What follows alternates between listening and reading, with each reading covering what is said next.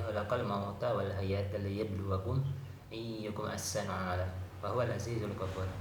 Allahumma shalli wa sallim wa barik ala sayyidina Muhammad wa ala sayyidina Muhammad. Amma ba'd.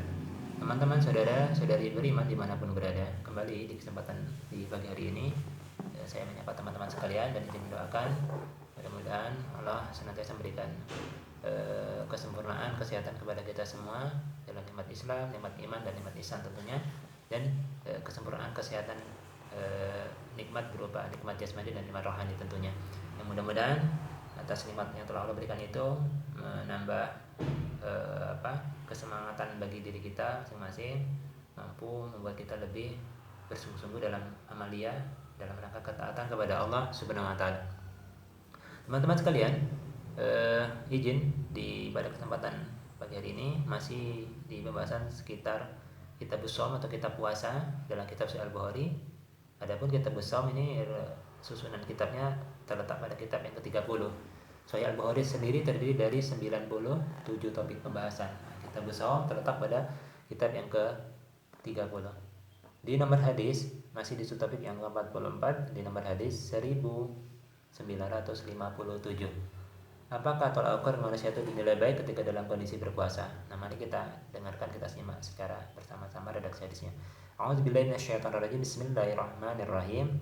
Qala al-Imam Al-Bukhari haddatsana Abdullah ibnu Yusuf akhbarna Malik an Abi Hazim an Sahal ibni Sa'ad. Jadi rawi hadisnya tersambung kepada sahabat Nabi Sa'ad bin Sahal bin Sa'ad ya. Anna Rasulullah sallallahu alaihi wasallam, ya, sungguh dia Rasulullah SAW telah bersabda, qala la yazalun nasu bi khairin. Itu tidaklah manusia itu tetap dalam kebaikan, ya, tidaklah manusia itu senantiasa tetap berada dalam kebaikan ma'ajjalul fitra. Jadi manusia itu tidaklah manusia berada senantiasa dalam kebaikan saat dia menyegerakan berbuka puasa. Jadi manusia itu tetap dalam kondisi kebaikan selagi dia masih menyegerakan berbuka puasa.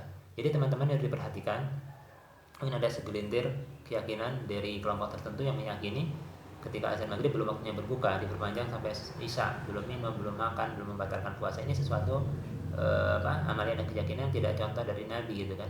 Sekaligus juga syariat itu Allah SWT juga tidak menginginkan memberatkan para hambanya ketika menjalankan syariat itu berupa puasa di bulan Ramadan sebulan penuh, seperti kondisi menyiksa diri seperti itu kan.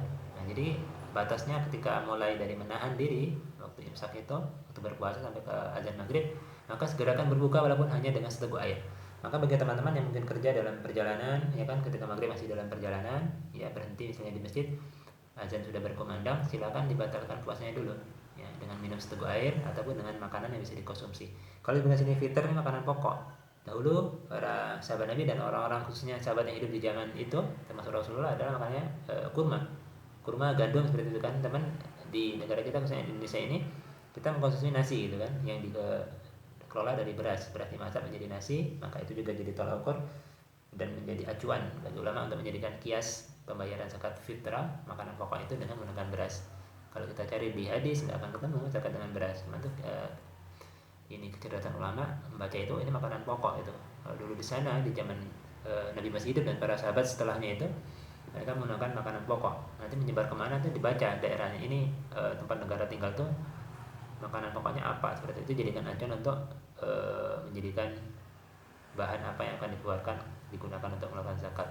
Nah, ini berbuka juga sama dengan makanan pokok. Artinya kurma itu sudah mengenyangkan walaupun hanya beberapa butiran air pun sudah bisa menambah tenaga, menghilangkan haus.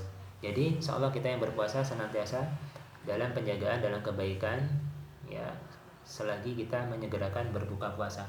Jadi kalau menunda-nunda berbuka puasa bukan termasuk daripada bentuk kebaikan itu sendiri.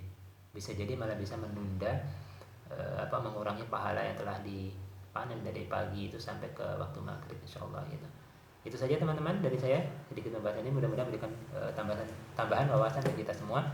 Artinya menyegerakan berbuka puasa sangat dianjurkan dan ada larangan supaya tidak menundanya, kecuali dalam ujur-ujur yang disyariatkan, ada batas-batas syari yang bisa dijadikan alasan untuk menunda. Walaupun kalau kita mau jujur tidak ada untuk menunda itu alasan selagi masih bisa dikondisikan, maka segera dibatalkan ketika waktu berbuka telah masuk, seperti itu. Itu saja teman-teman dari saya pribadi, mudah-mudahan bermanfaat. Jika ada kebaikan maka diambil, silakan diambil manfaatnya, itu berasal dari Allah dan Rasulnya. Jika ada kesalahan maka itu mutlak berasal dari kesalahan saya pribadi, mohon dimaafkan. Assalamualaikum warahmatullahi wabarakatuh.